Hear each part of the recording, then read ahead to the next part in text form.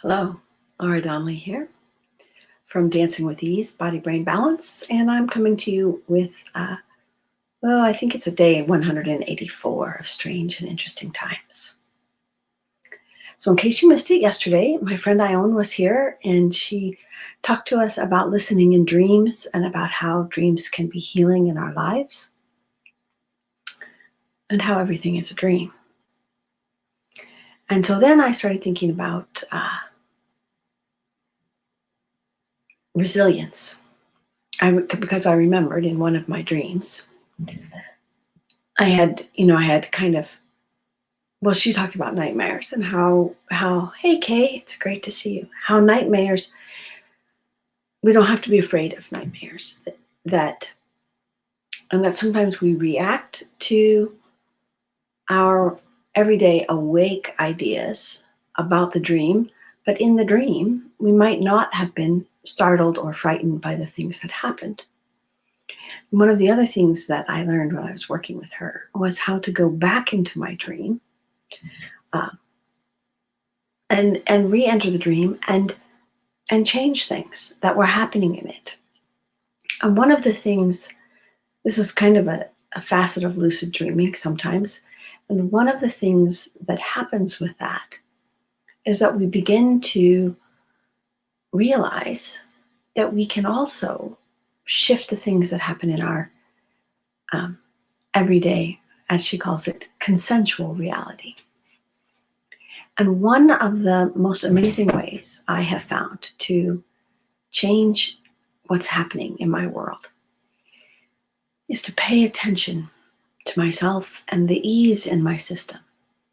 And when I was younger, I used to pay attention to myself from a terribly self-conscious place.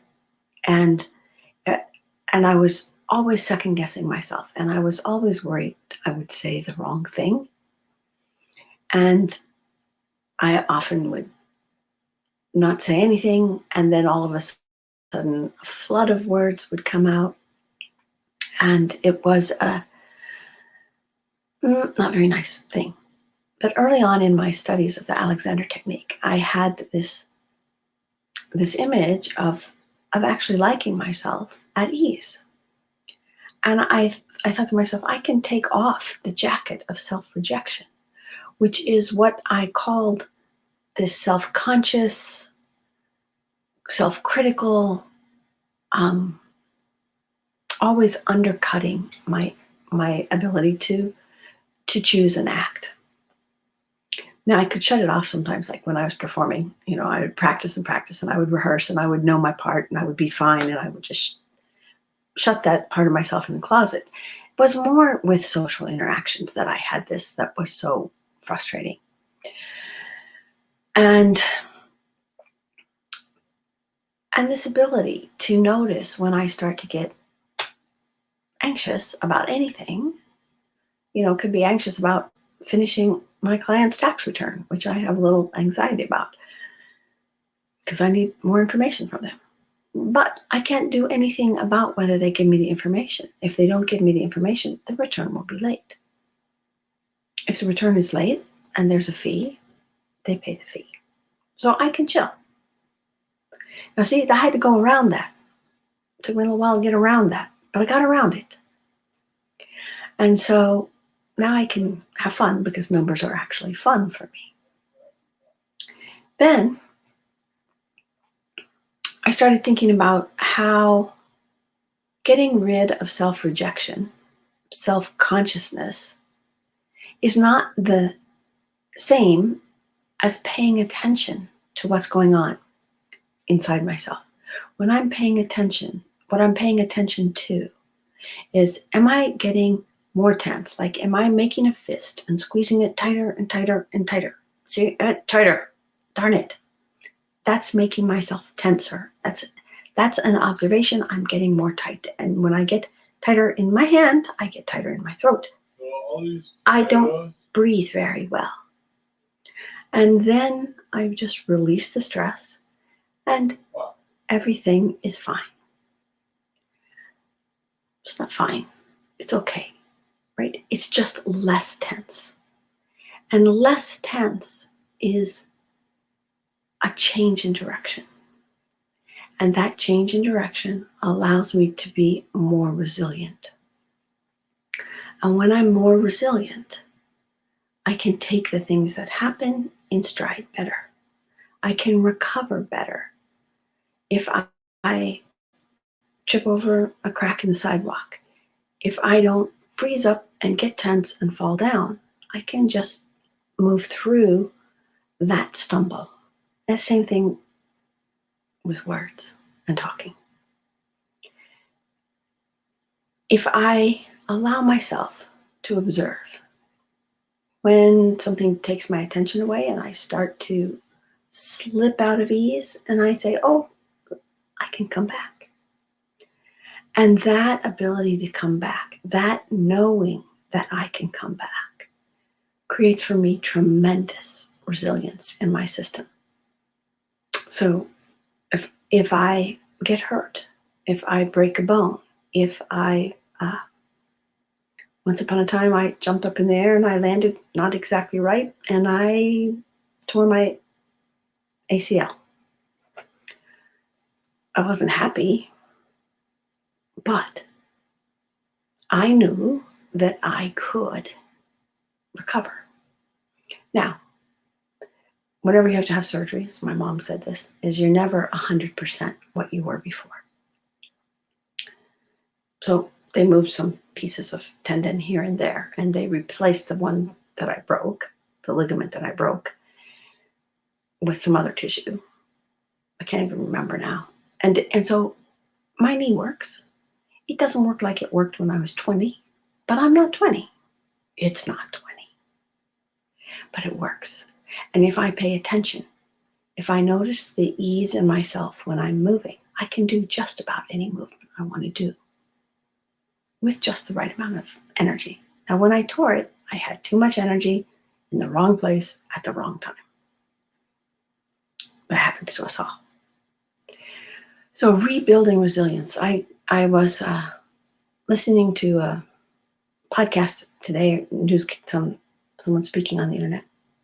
They said that one of the really side effects of all the closures in COVID times is that young people, especially teenagers, are suffering a great deal from not having the social and emotional learning that goes along with being in school and being with their friends, that the mediated place is not as good for them, and that anxiety and mental issues and even suicide watch cases are going up exponentially. And I started thinking how important this work is. The body-brain balance based on the Alexander technique, the understanding that we can retrain our thinking so that we move our thoughts in a direction that supports us and heals us and helps us be more effective, more present, happier, and more joyful. All of this is possible based on these techniques, and that this builds resilience, and that this is something that especially young people in the world today need. That I remember being young and thinking that everything had to happen instantly. And if it didn't happen, my life was a disaster. And one of my biggest ones is I thought that as soon as I graduated from high school, I was supposed to be 100% independent from my family, which meant renting my own place, paying for my own car, having a job. I mean, I've been in school full time and had a part-time job, but and suddenly, like a couple of months before I was about to get out of high school, I started giving myself all kinds of grief, and I was distressed. And finally, my mom, she said, "What is wrong with you?" And I'm like, "Oh, I'm graduating from high school, and I'm supposed to be finished and done and able to do all of these things." And she said, "No." She said, "Everybody's still learning. Everybody's still figuring this out. she said, she said, high school is just one step. And then she said something that was really powerful. And I kind of was upset, and I said, these are supposed to be the best years of my life. And she said, really? Like, you're 17, 18. She said, your grandparents all lived to be 87, 89, 92. If 17 or 18 is your best year, you're having a long time to go down. And she said, my idea was I would help you to go to college, and I would help you get set up in your life. And, I wasn't expecting you to suddenly, like Athena from the forehead of Zeus, to emerge 100% fully formed and able to. And so I calmed down a little bit. But I remember that anxiety. And it was based on a faulty idea that I had about how the world was supposed to be and what I was supposed to do. And I hadn't had enough life experience to understand. She tried to share with me the longevity of life and the probable longevity of my life in relationship to the amount of time I had already lived. But for everybody who is as old as they are, that's as old as they've ever been, at least in this lifetime. And this is what they know. And so if you know some young people in their teens or early 20s who are struggling with this time and the unknownness, I can also remember I went to college, I didn't know what I was going to do and if I was going to dance and how I would make it and all of this stuff. And I have friends and their kids are talented performers, and there's nowhere to perform. This would have messed with my head pretty bad when I was 18, 19, 20. And so if you know people, please share this video with them, because resilience is attainable at any age, at any time. It isn't always easy, but it is based on ease. And sometimes it requires a choice to make a really deep and profound change in how we're thinking. But one step at a time, that's very easy to do. And then we can just learn to have both compassion for ourselves when we fall off what I call the easiness train, compassion for other people when they fall off the easiness train, and patience with ourselves to get back on, and a kind of joyous excitement when we realize we fell off, because until we realize we fell off, we can't get back on. So if you would please share or give my information to people, I would be more than happy to help and talk to some young people if they are struggling at this time, because this is what we are to do as humans, is to support one another in as we go through life and finding our purpose, our passion, our joy, and helping other people. So that is the strange and interesting times for today about rebuilding resilience.